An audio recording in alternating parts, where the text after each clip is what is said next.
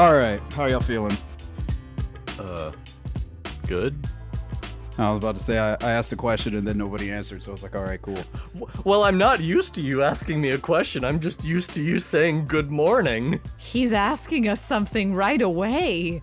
Yeah, hey, good morning, afternoon, and evening. Welcome back to the Liberal Artist Podcast. I'm your host, Bodio. With me, I have Kaylee Horowitz. Hi. And Andy Gibby Gibson.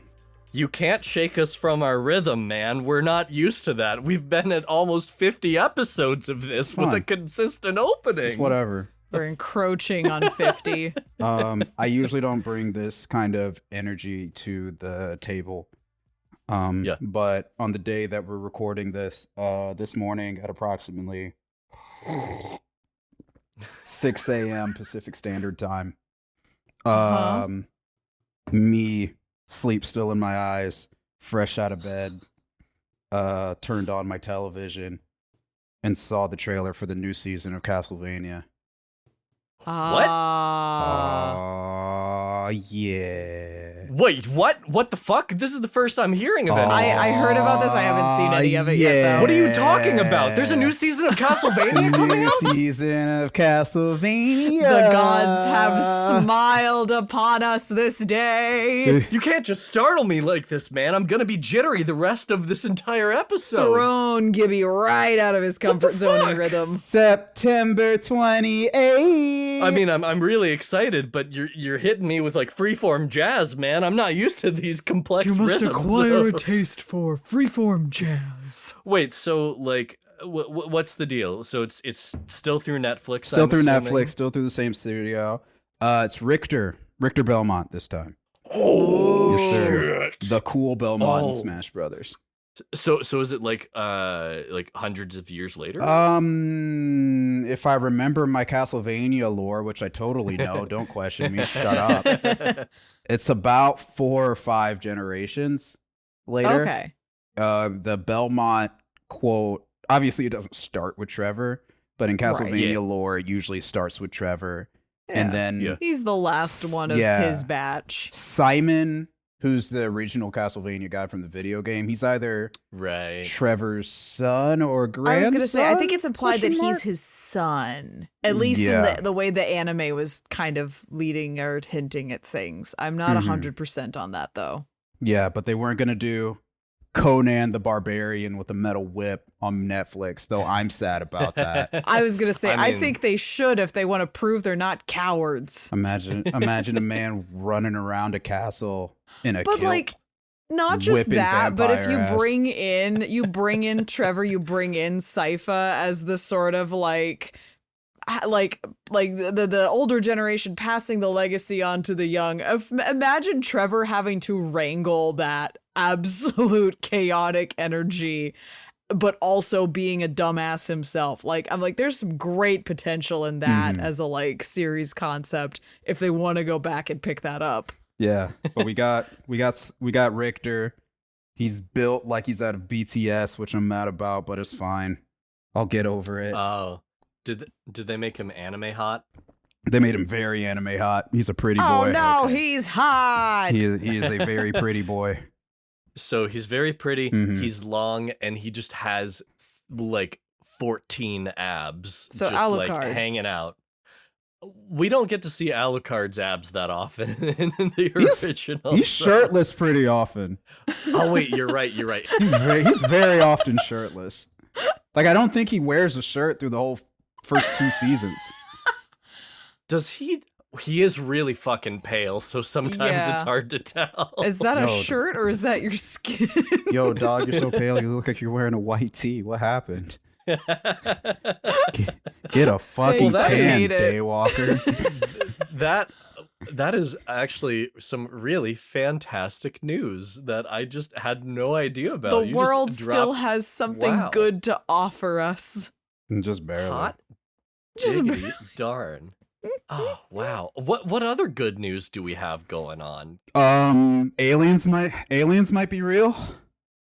Yeah, that happened. You know, aliens might be real. Great. Now get rid of my student debt, please. Please and thank you.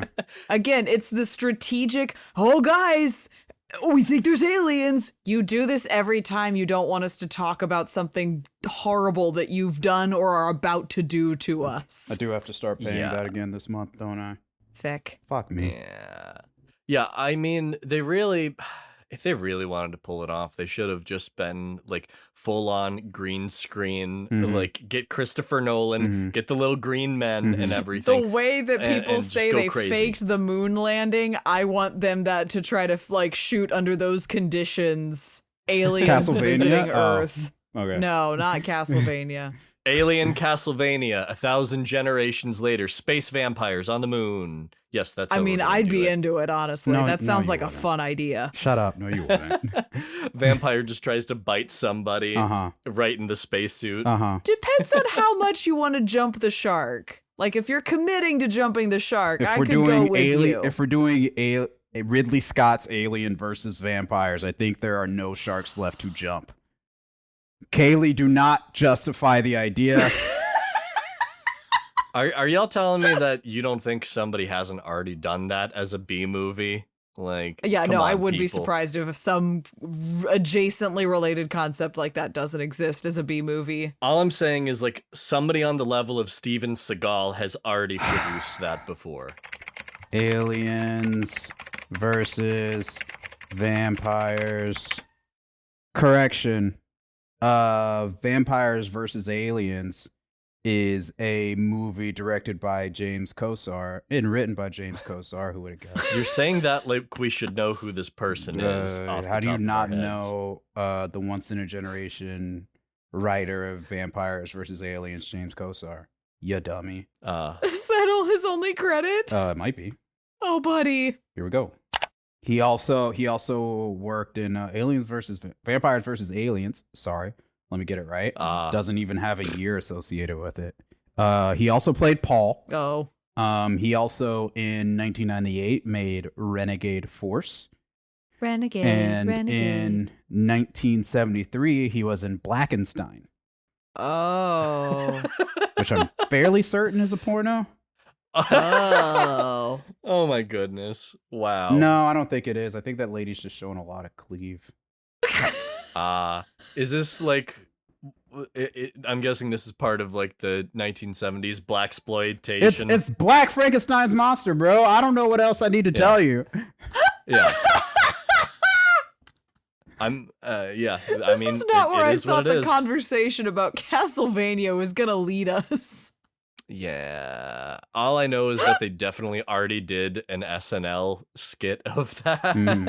And that's the closest I've seen to that movie yet. But wow, what a storied career across the decades, whatever your name was, who did all of these things we just mentioned. Shout outs to James Kosar? There's a U in it. I think it's Kosar. Good for him. Like, if you're gonna just nail it in like 3 movies, bam, like there you go. It's a connected universe, actually. Yeah, Blackenstein and Vampires versus Aliens. This is quickly just becoming the Venture Brothers. What fucking year did this movie come out?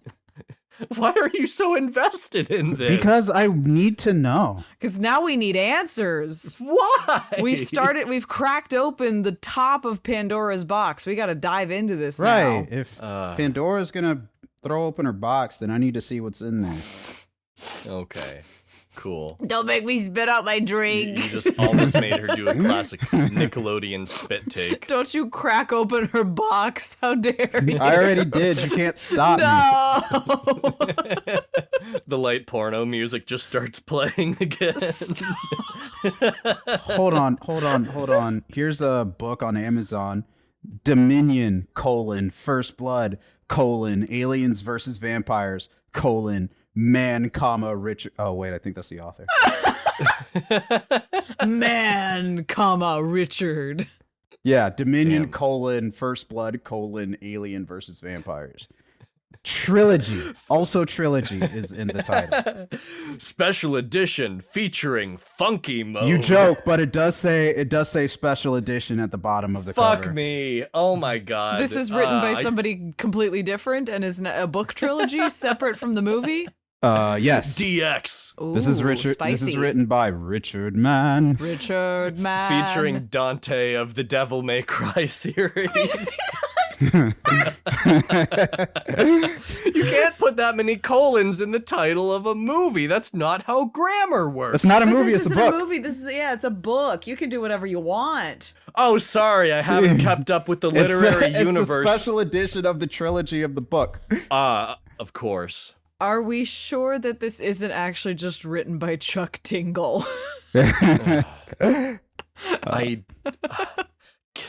Can we talk about... What fucking year did this movie come out? Jesus. This is not a mystery that we need to know, Bo. Can we talk about We need another director answers. who's made 3 movies that are better than whatever these are that you're witnessing? Tune in next time, because if we live in a world where something like Velocipaster can exist, we deserve to know when and how Vampires versus Aliens was made. There are some mysteries about the universe that we don't need to be able to comprehend. There was a revised edition, rather, of the first Vampires versus Aliens that I was talking about. God damn it, Bo, segue us to the main topic. No, I'm not done yet. There is a Son book. of a bitch. There is a book version of this as well, Oh. and it had a publication date of June 17th, 2023. That was like less than 2 months ago.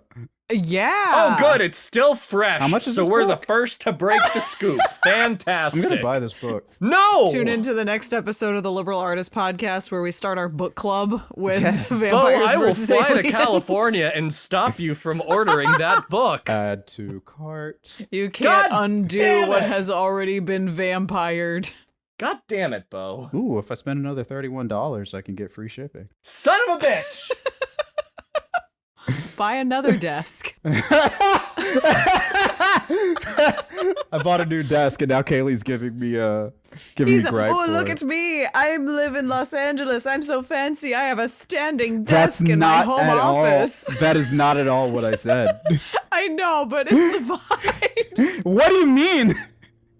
You're coming on the show with your standing desk, wearing a hat backwards, Uh-huh. slurping tea into the microphone. Who are you, man? I'm a Barbie girl. In a Barbie world, Life in plastic, it's fantastic. You can brush my hair, undress me everywhere. Imagine It's my understanding that they didn't use that movie at all in the movie, and I'm kind of sad. They did did in a the remix. credits. Yeah, it's a remix that it's Nicki Minaj. Lame. And Ice Spice. Yeah, like they sample Barbie Girl in the track that is the first, like the kickoff credits song. Lame. Yeah. So Yeah. Aqua is like having a moment because they're like, yeah, we're trending again, and like we're doing like, wow, great, thanks, even though it's that like it's not really yours Because of you. Yeah. but it's the basis, but Mattel owns that song It's now. a Sorry. sample. So here's the twist on this episode, right? We're talking Barbie because the whole world immediately stopped talking about it the second they saw it, which is a little depressing.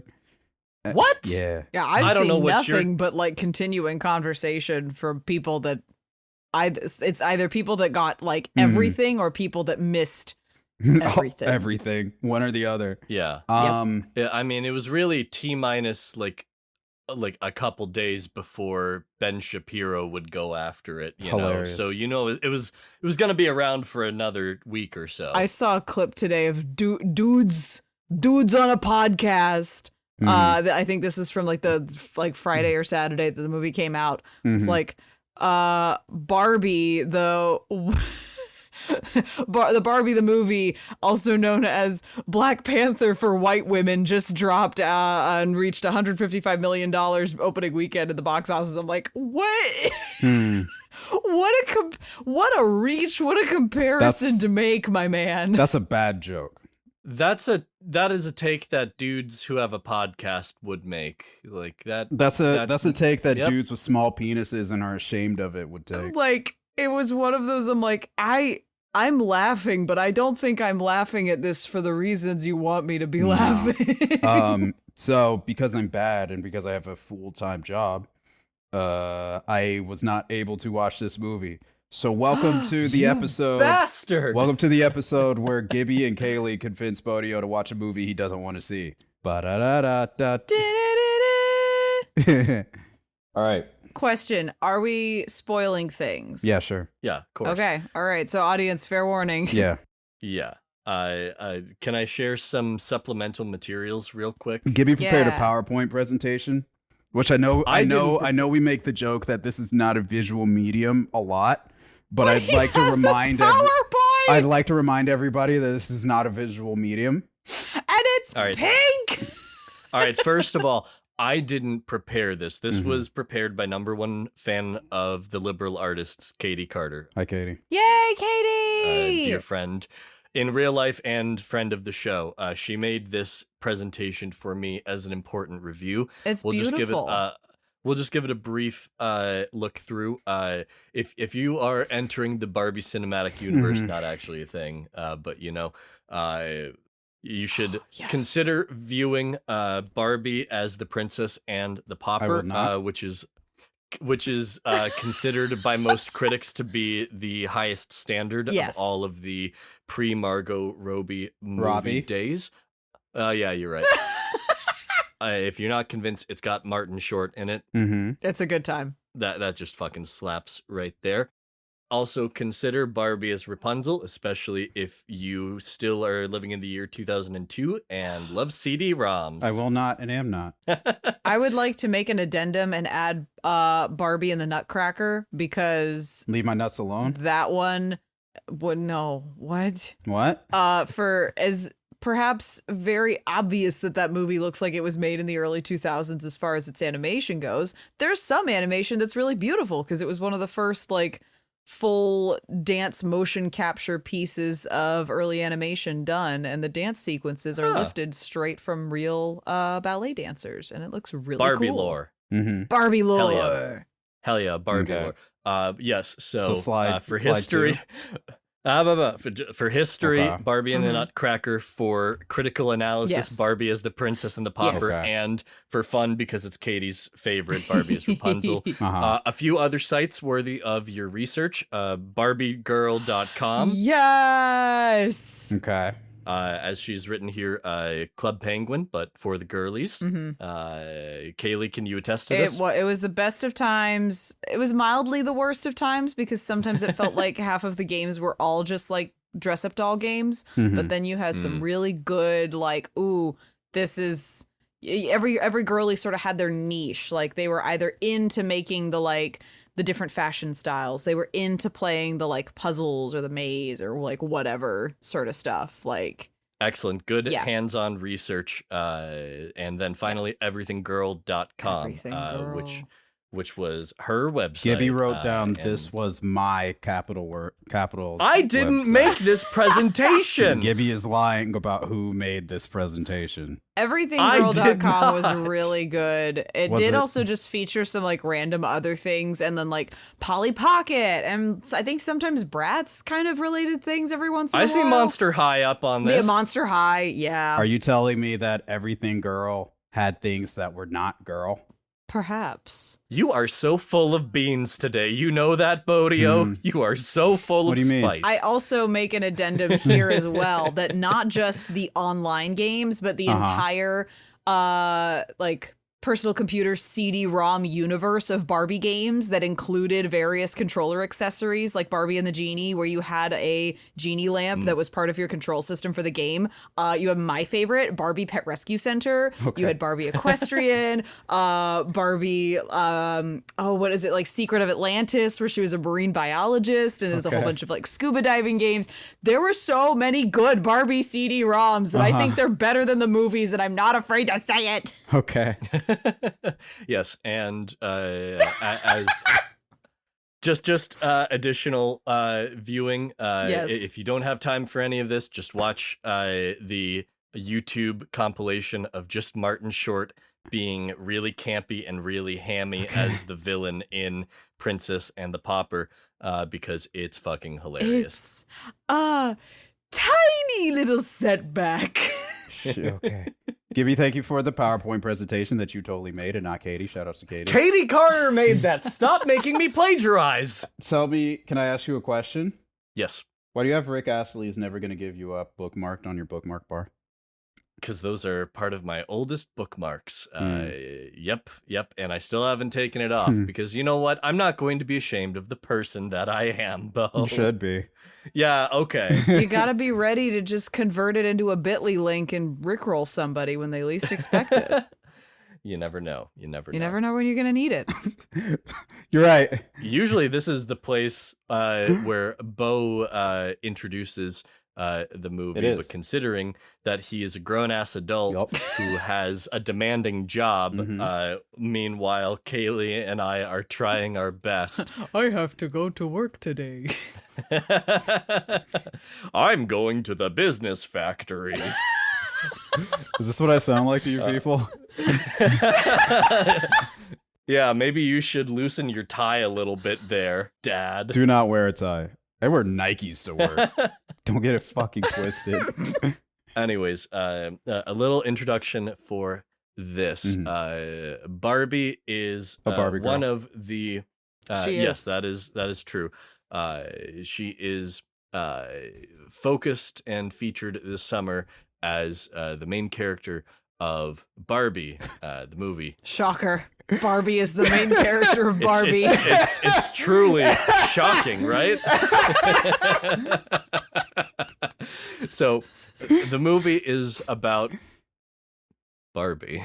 Huh. Good for you. Can you believe that? It's not funny when you do it on purpose. It's about so much more than that. It's about Ken. Oh, ew. It's not just about Barbie. It's also about Ken. Mm-hmm. Well, he's just Ken. He's just Ken. The story of this movie is that stereotypical Barbie, as played by Margot Robbie. Did I get it right that time? Margot Robbie. God damn it. Robbie's. Okay, Margot Robbie. Your Michiganisms are slipping in more and more. She literally plays stereotypical Barbie, just about the most generic Barbie that you could potentially find in Barbie's entire world. Every woman is Barbie except Skipper, because she's there. Every Midge. man is... Oh yeah, Midge is there, the discontinued pregnant one. We don't like to talk about Midge, Aw. but she's there. She's there. She's still kicking and still pregnant like 50 years later. Aw. No, she Yeah. was, if I remember correctly, her doll was introduced as a friend of Barbie, but then kind of got lost with some of her other. There are other Barbies with different names, like her Right. friends, or then like Skipper is the little sister, yada yada. Yeah. And then in the 2000s, they were like, hey, let's bring Midge back, but she's Barbie's pregnant friend.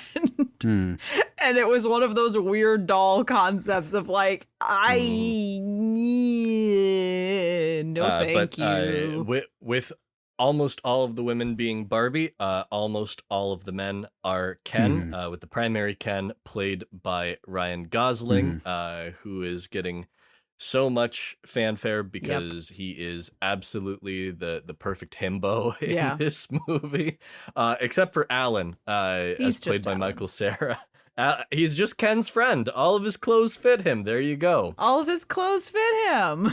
The story really kicks off when Barbie starts to realize strange things are happening to her. She's having thoughts of death. Her feet are going flat, and all of a sudden, she's got cellulite upon her body. Something's wrong's happening. So Weird Barbie, who's essentially the shaman stand-in or spirit guide in this movie. The sage. Okay. Played by Kate McKinnon fabulously. Oh, yes. She's got like the chopped hair, all the markers all over herself. She got lit on fire. This Barbie is always in the splits and smells like basement. Yeah, because the real world has influence on the Barbie world, and it's affecting them. So Barbie has to travel into real world Los Angeles to try to figure out what's influencing her and what's changing all of her strange thoughts, what's causing all of these weird things to happen to her. So Enchanted. Similar, It starts that way. but a hell of a lot more. Okay. Yeah.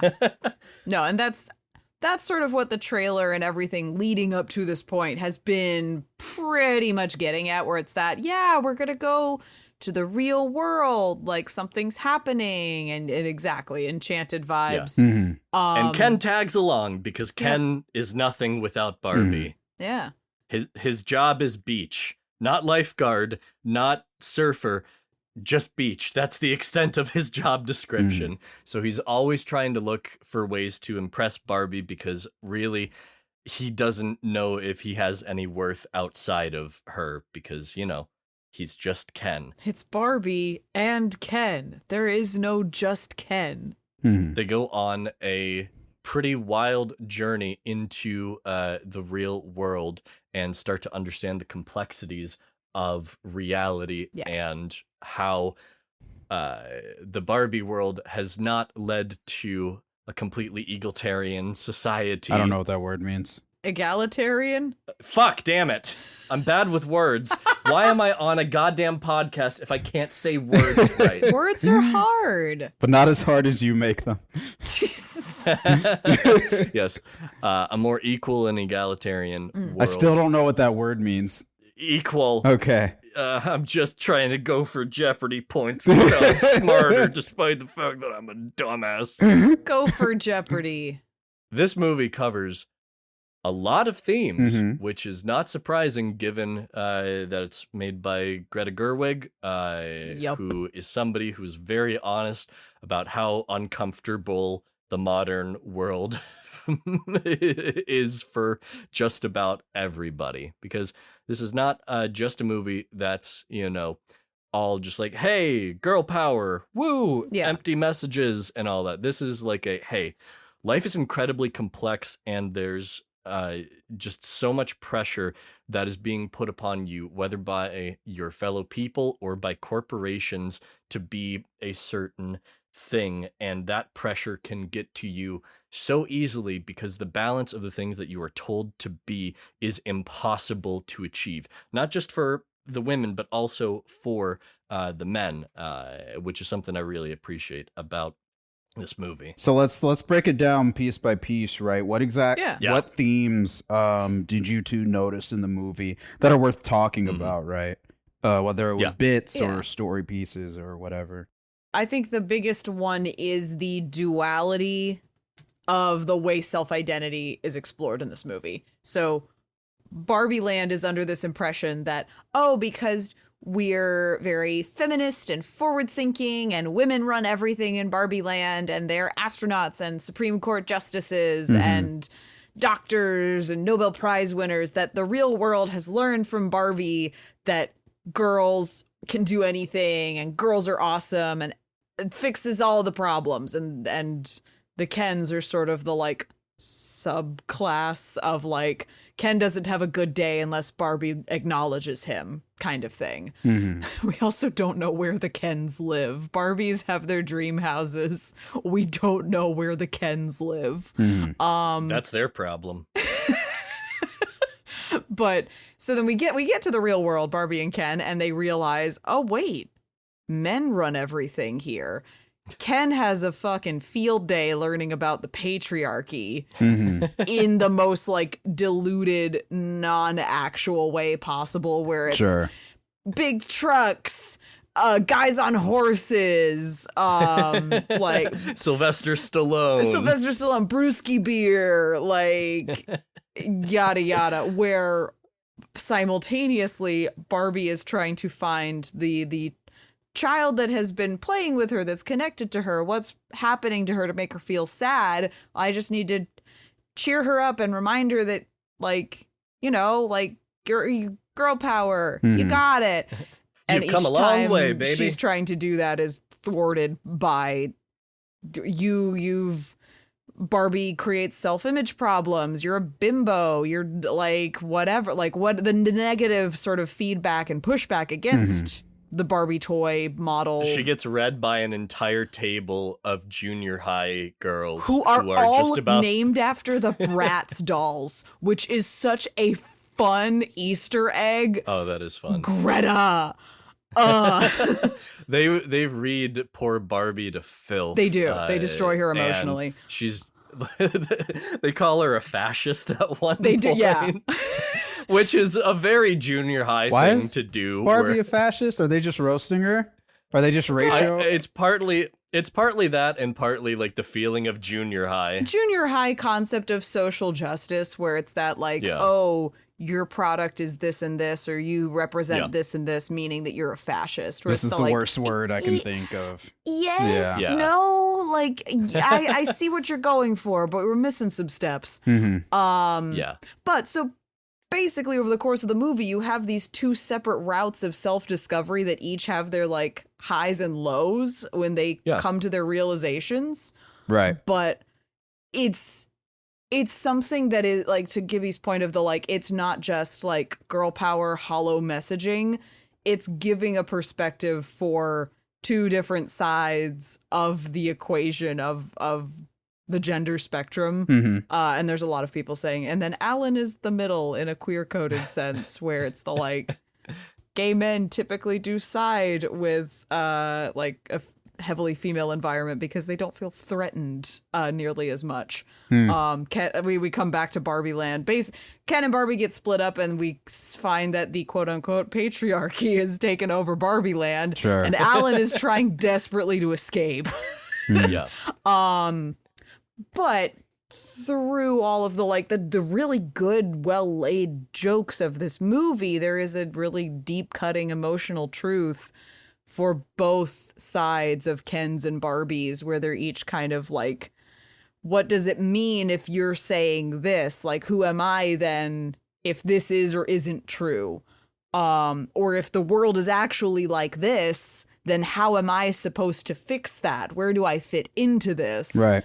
That I think a lot of the pushback has been it's so much feminism, it's so much woman, where it's that like it is almost equally about men, if like the original definition of feminism being that men and women on an equal playing field.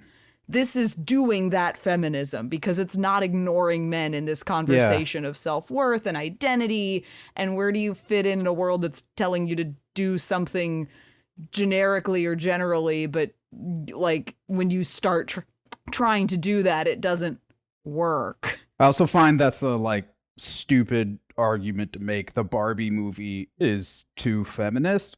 It's Barbie. Oh no, the feminist toy that came from a woman-run corporation is too feminist. Right. Context, but the idea that the Barbie movie is too feminist, and like what the hell did you expect? You know? Right. Well, here's part of the deal that a lot of angry men on the internet get in a tizzy about. The men who think this is the Black Panther for white women. Wow. Quote of the year. Yeah. Incredible. Not me. So I like my one of the dick. biggest one of the biggest things about this movie, like something that gets set up very early, is that Ken is like deeply in love with Barbie. Sure. And Barbie doesn't even like think about that. Yeah. And she has no interest in this whatsoever. So a significant amount of men on the internet are going, why is Barbie so mean to Ken? Why don't they kiss at the end of the movie? Why don't they love each other? And it's just like, because she doesn't owe him that. She doesn't like him like that. Yeah, somebody is at the end of it when they're like, what's her ending? Oh, they're in love, clearly. No.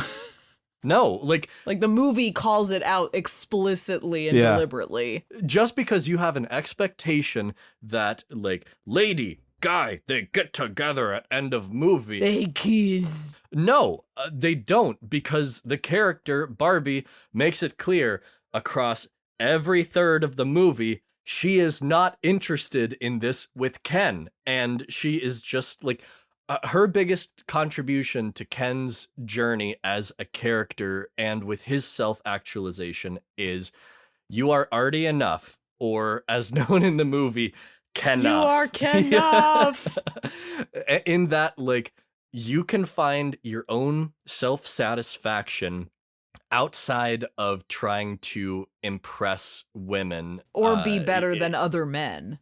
Yeah, like you can find your own self-satisfaction and find yourself as a person without either having to find the approval of the people you're romantically interested in or the people that you think that you're competing with. Like you can just be yourself, and that's not going to be easy No. because self-discovery is an incredibly complicated and difficult thing to take on, but if you start that journey, you can keep it going. Who am I? How does the movie temper that idea? Because just hearing from your synopsis, it sounds like if Barbie spells that out for Ken, it sounds kind of comparable to a rich person saying you don't have to be rich to be happy. You get what I mean? Because at the same time she's telling him that, she realizes that's what she's been missing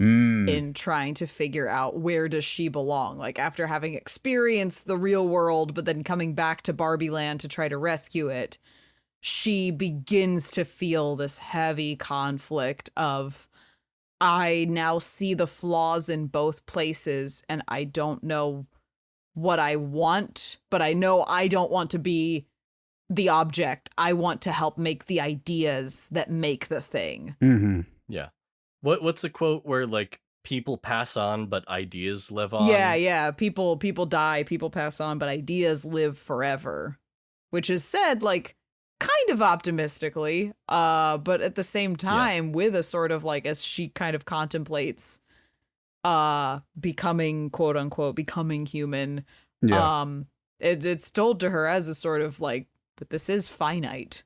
Right. Like it's, Yeah. and it's not necessarily a dramatic transformation of like Pinocchio, like doll to real boy sort of thing. And it's actually a very nicely implied, like you never needed permission to do this. Like you found yourself. That's not something that you need permission from a maker to do.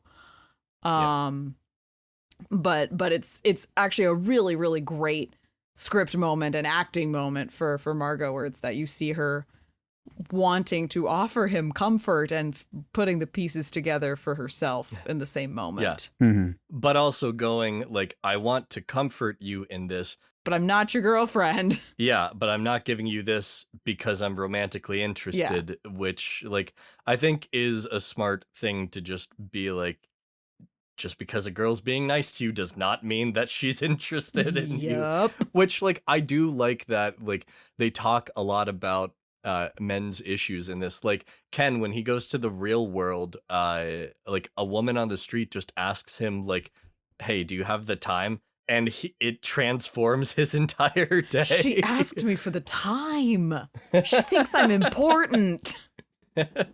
Like it talks a little bit about like how distant a lot of men can feel in today's society, and that like I don't think it's a stretch to say that I deal with like a lot of those issues sometimes of just like whether it's like self-actualization or like self-worth and everything, like especially when it doesn't always feel like we as men have those have resources at times to be able to discuss those feelings. Yeah. And they talk about that a little bit in the movie as well, like with the Kens like uniting in like a dance sequence and everything, A la where they're just like, Grease, oh, and it is incredible.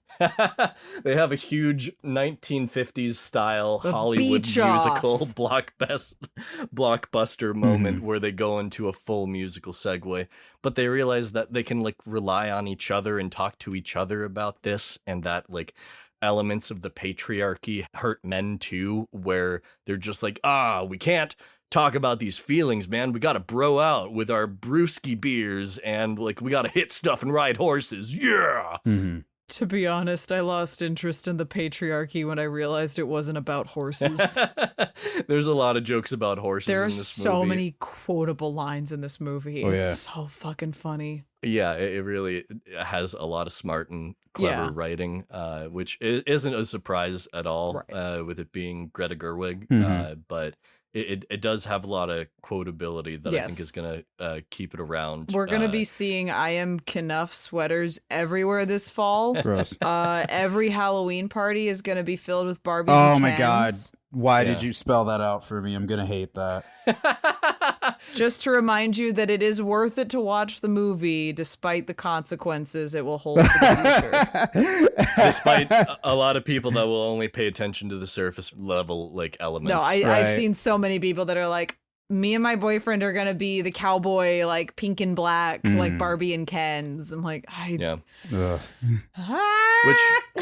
We really haven't even talked about like the like real world No. people that she like reaches out to. So Well, let's talk about him. yeah, she thinks, oh, obviously it's a little girl that's having struggles, and that's why she's connecting to me and giving me all these weird, sad thoughts. Like the junior high girls Yeah. that read her to filth at the table. She thinks that's the girl who's in trouble, but really, spoilers. it's her mom. Her mom, as played by America Ferrera. American Ferrera.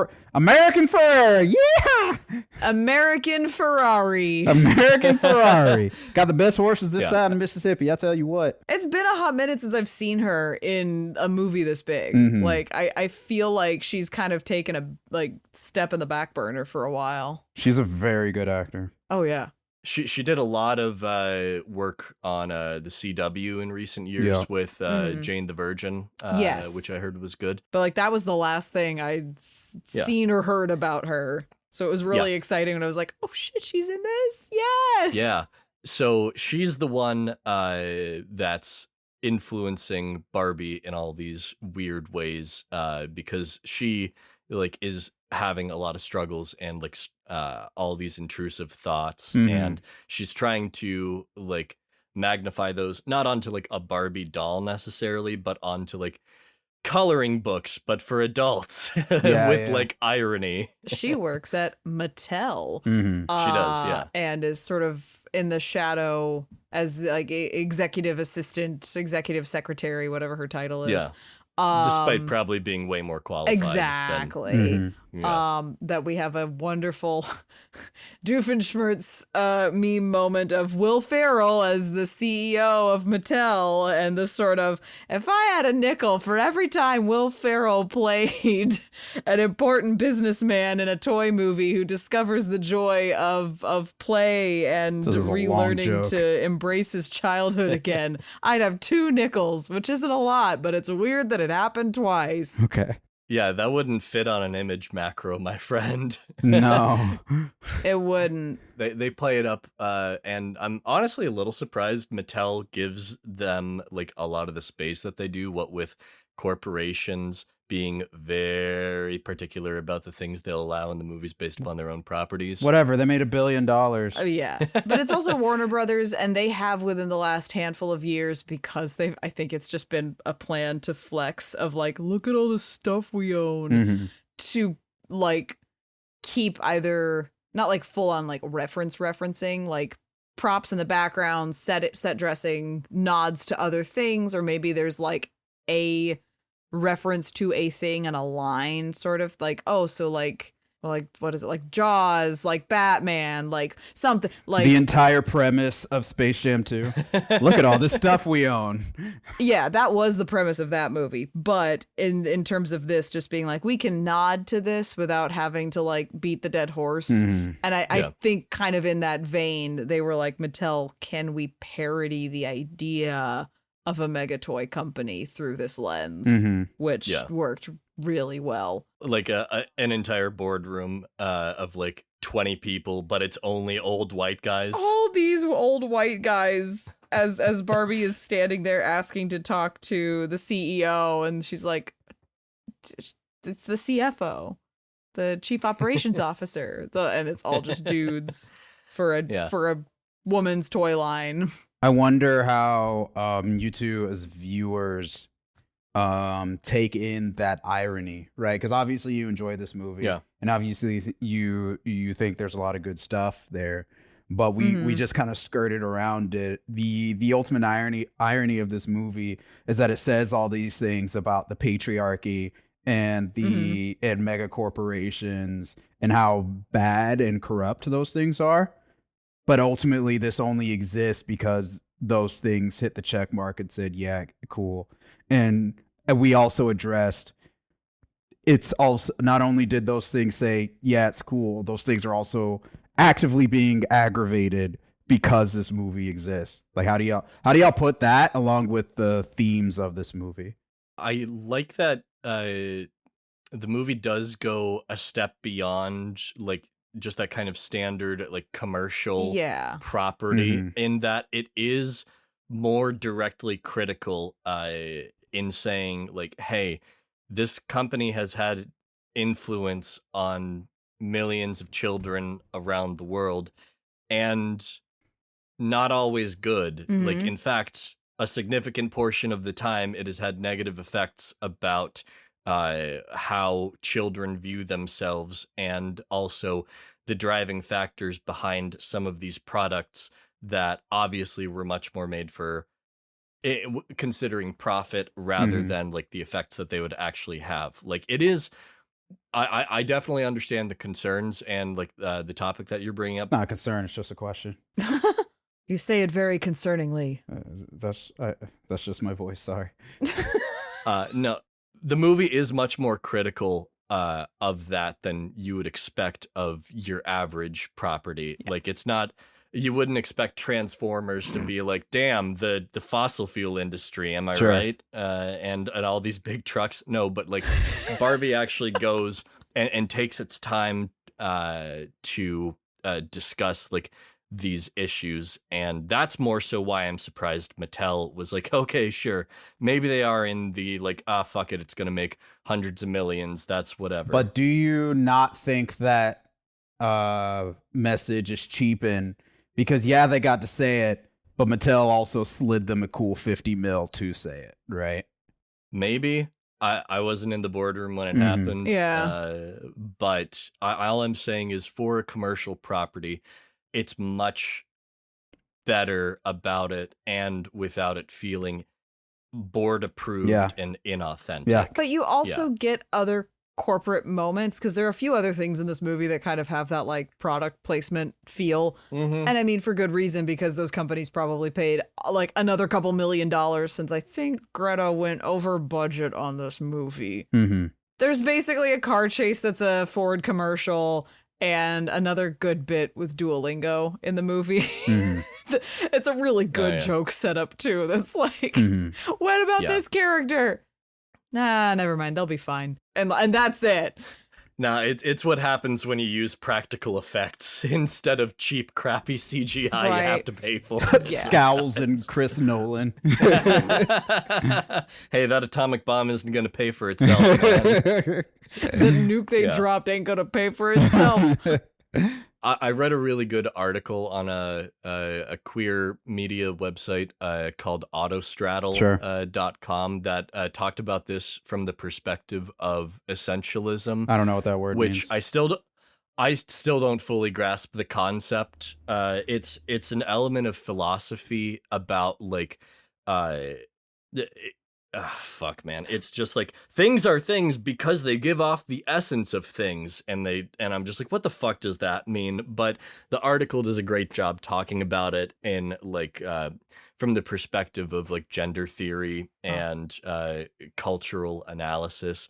They talk about it a hell of a lot better than I ever could, so I'd suggest looking it up. But it definitely does address the concerns of like, all right, this is a commercial property, and maybe Mattel had a lot of influence. Maybe they didn't, because they were just like, fuck it, Greta Gerwig, go make the money. But it's a hell of a lot deeper as like a critical story than you would anticipate going into it. Because it's not just like, hey, the patriarchy, dang, that sucks, man, but it's not a toy commercial with the thin veneer of like some political statement somewhere about just like patriarchy bad, woman good. Like, if you walk in thinking that's all it is and not pay attention to everything else that is there beautifully like layered and layered and layered on top of itself, and there's these really beautiful subtle moments, and some other things that are a lot more overt and slap you in the face. Yeah. But if you're not paying attention to any of that, then sure, yeah, it's real easy to walk away thinking that that's what you got. Yeah. Like, I just like that a big chunk of the movie is like pulling back from self-actualization and self-worth and everything. It's just like, God damn it, being a human is really complicated. Yeah. Like there's a lovely moment when Barbie is sitting by herself at a bus stop, and she just like stops and looks around at everybody else Yeah. in the park with just the huge range of like emotions and moments in other people's lives that Like there's a nobody couple even thinks having are a being fight. noticed. It looks like they're breaking Yeah. up. Mm-hmm. There's kids Yeah. playing. There are two guys that are catching up and like laughing, and Yeah. there's another guy, I think, like just kind of loner off by himself, looking very lost. Mm-hmm. Yeah, and they kind of call back to that with the ending of her like fully moving from like Barbie world to the real world and committing to like, all right, let's go find out what it means to be human. Like they have that, but she's moving through like a liminal space with vintage like recordings. It's not just of- vintage too, like all of those Yeah. clips. There's a beautiful montage Mhm. that happens in this point with Billie Eilish's song for this movie that is What Was I Made For, which will absolutely rip your heart out. Which I never thought I would say. I like Billie Eilish, but I never thought I would say that about one of her songs, but holy crap. I don't like It's really good. I don't like Billie Eilish. That's okay. I know. Well, and that's the thing. I don't like I sad know people some music. people sure. But I mean, and this is one of those where I'm like, this is sad people music on an entirely different level than like the other sad sounds, sad boy hours music that she has done. Mhm.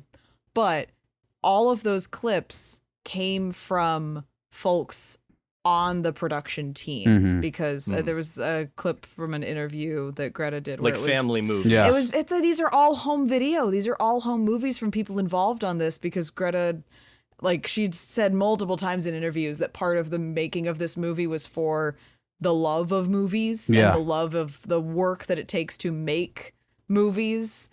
And part of that conversation into the like, well, what is human? It's, well, what does it take to make art? It takes living experiences, and it also is worth remembering that the people that made the thing you're watching are people with lives and families and friends that have grown and changed and gone through things, which is why like not only is this a sequence that is beautifully like emotionally realized for the moment it serves in the film, but also as a testament of the like things just don't appear. People have to make them. Yeah. And people are people, for better or worse.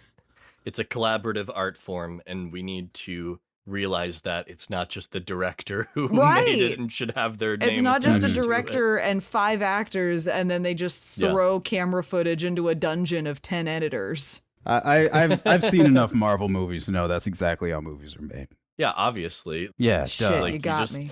You take the Tom Holland and you put him in front of a green screen, and boom, you got a movie. Right. That's a movie. Which There I will it say, is. the other thing that's to me is like in a case of why this is worth seeing. It's so goddamn refreshing to see a movie with like 80 to 90%, I think, practical effects. Yeah. Like there's a little bit of like kind of After Effect editing or like cartoonification in the polish. Once again, scoffs and Christopher Nolan. But no, honestly, like it is mind-boggling. I mean, Barbenheimer phenomenon aside, but the fact that both of these are like notoriously practical effects driven directors Yeah.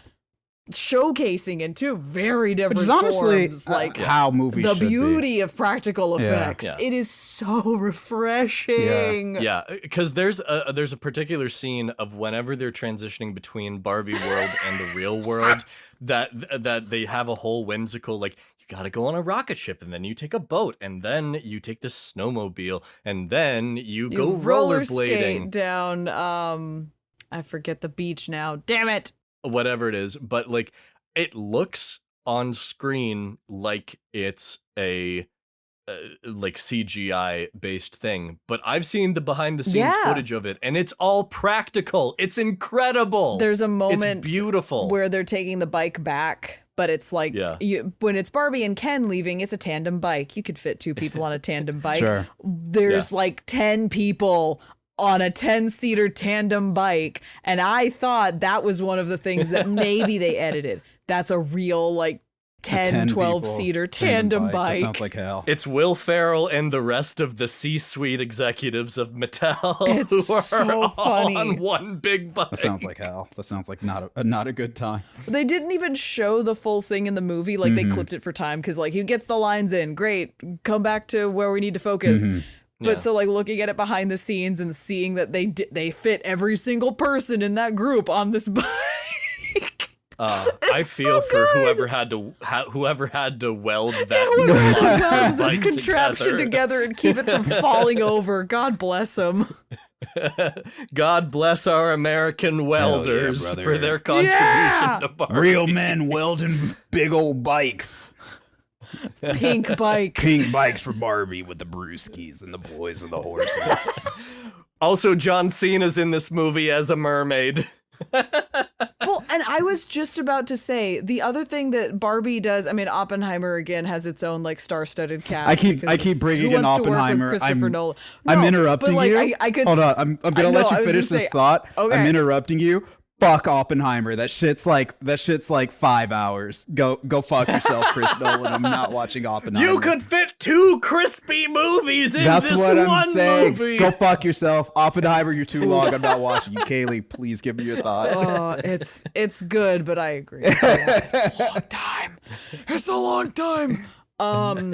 No, but similarly to how Oppenheimer has its own star-studded cast, Barbie does as well. But I think what registered for me in this movie, like within Barbie, like as I saw both things opening weekend, not on the same night, God forbid. Still though, it was by like a nice change of like happenstance and plans that I got to see both things in the same weekend. But what I recognized in Barbie is that like there's a lot of people in this movie. There's a lot of people that make like 3-line cameos and that's it. Yeah. Oh yeah. But what was so like on top of just the effects refreshing was that like there's a lot of people in this movie. What makes it so great about like trying to keep track of everybody is that more than half of them are all Barbie and more than half of them are all Ken. Yeah. Like it. Wait, rather than something how can like both a be more than Marvel- half? That's not math. Well, like when like rather than something like Marvel, where it's like there's a lot of people, and I'm only remembering you as an actor. There's not your Yondu and character. Fondue and Morget and Margit and Morgotten. It's me, Gabagool Man. yeah.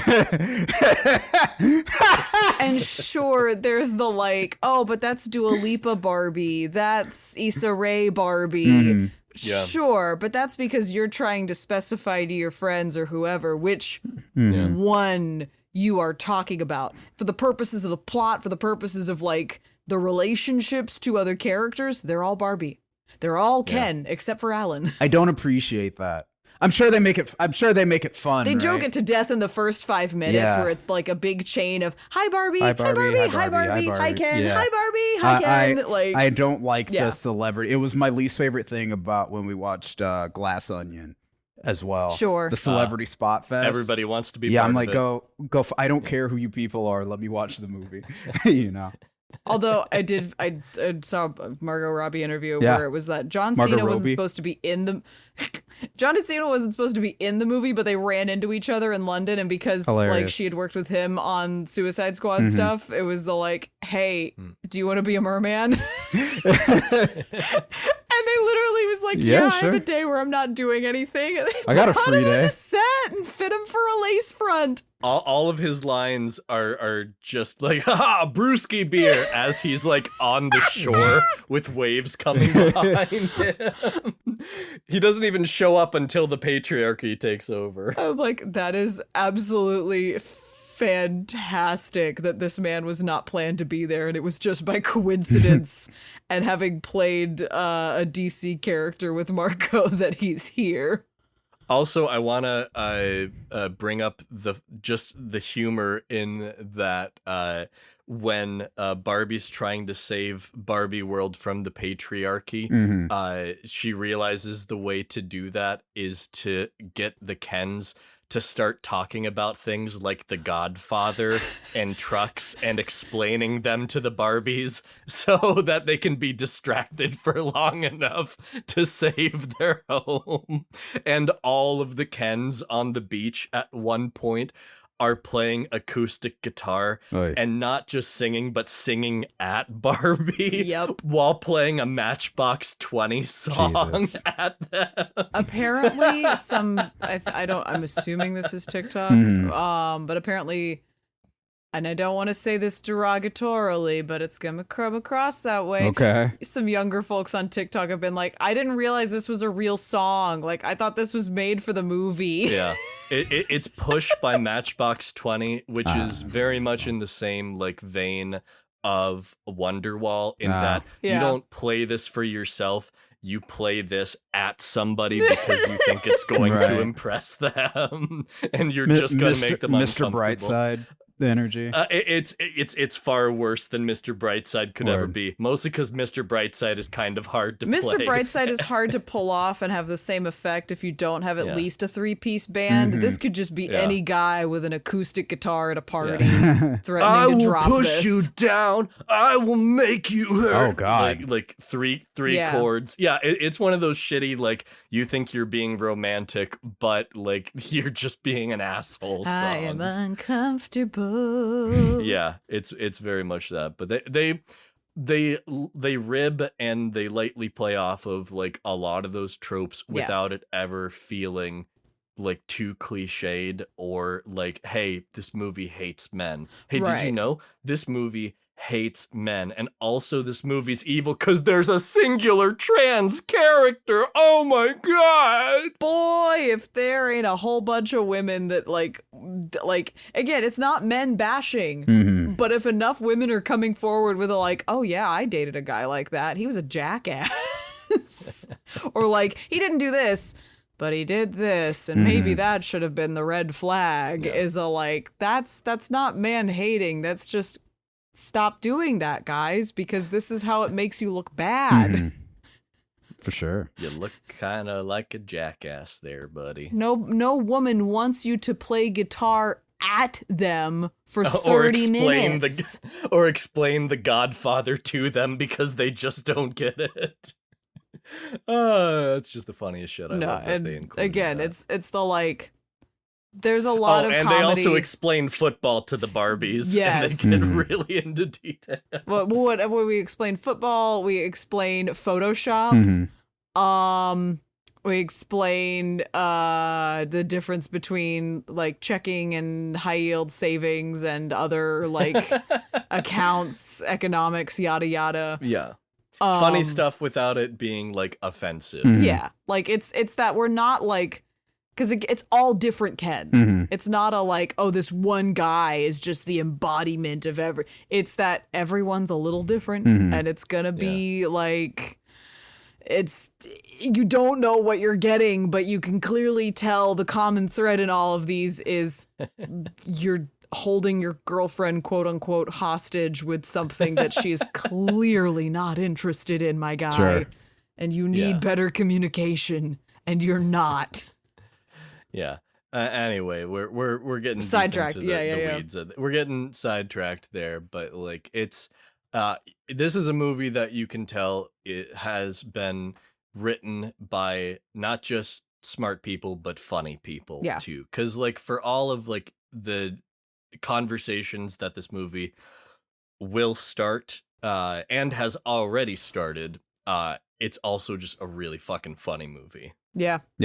Yeah, like I don't think there was a single joke that like would miss for me because I was just laughing pretty much the entire movie. And the whole audience was too. Like we were having just a collectively great time as an audience. You laugh for the entire movie, and then the last 10 minutes slaps you in the face, and you walk out of the theater crying if you're a woman. Damn, did you hear that? If you're a woman, men don't cry. No, because I think Damn. this is the one thing that's Damn. like is not a like Man, you don't weakens it you don't for me. relate to Barbie. You No. don't get to. And no, but there are some that do. But the sort of overwhelming current take on social media has been women will walk out of Barbie with some form of emotional catharsis in tears, whether that's for better or for worse. There's a like deep existential and complex stirring that has been unearthed through this movie. Whereas the guys walk out going, where do I get a I Am Kenough sweatshirt? Wow. They're good looking They are sweatshirts. good-looking sweatshirts, but it's the like the for a lot of the guys. I mean, and I'm saying that very generically because it's not like an exclusive one or the other. But for a lot of the guys that are seeing this movie, it's like doing exactly what Gibby says, where men don't have always these sort of like positive spaces and ways of expressing and the sort of things that we just sort of more, I guess, expect women to talk about, to say, to show up in women-made content in however much of a form. This movie is doing that for guys, where it's putting that sort of like the positive masculinity in its own space, and like it is the you as yourself as the individual. You're enough. And that's the sort of like, yay side of discovering self-identity versus the Barbie side, where it's that being a woman is amazing, being a woman is beautiful, but being a woman is also terrifying and heartbreaking and sad because you see the way the world could be. And it's that like, fuck me. Moral of the episode is Kaylee doesn't think men and women are emotionally equal. Anyway, that has been this episode. Wow. The Liberal Arts Podcast is now a men's rights activist podcast. I do not endorse this. That has been this episode of the Liberal Artist Podcast. Thank you so much for joining us. Please follow us on our socials.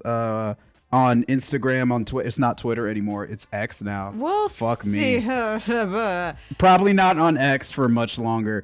I was going to say, we've been on a slight media hiatus. I apologize. That's my end. We should be back up on Instagram very soon. Yeah, We'll see how probably only long Instagram. X lasts. At LibArtistPod. And maybe YouTube? And maybe Maybe. YouTube. One of Yeah. these days. They apparently have a podcast platform? Yeah. Please tell your friends about the pod. Share us, like us, comment, subscribe, all the doodly doos. Join us next time where I reveal whether or not I will watch Barbie. Dun, dun, dun. I might. I will say, like, if you're dead set on not going to see Oppenheimer, Barbie's half the time. Half the time. And certainly a much more varied emotional roller coaster. There it is. Peace.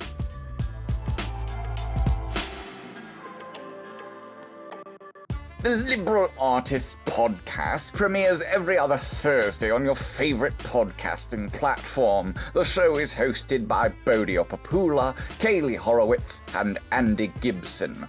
You can find the show at LibArtistsPod on Instagram and Twitter. Thanks to White Hot for performing the theme song Reflect, which can be found on freebeats.io. Now, I'm off to go exploring, and maybe, just maybe, I'll find a sheep that I can call my own. Good day.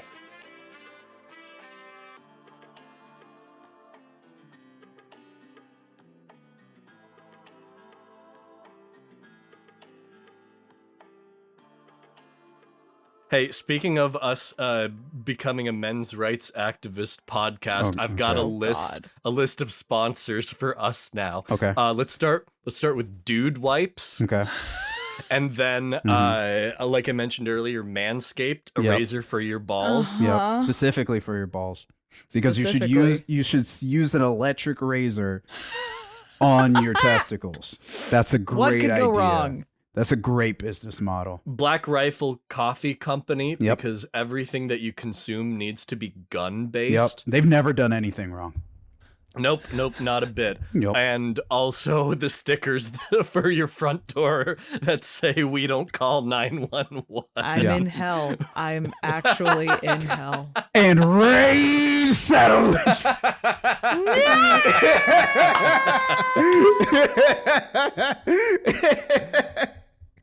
God, I hope they don't try to sponsor us one day. Please don't. How much are they paying?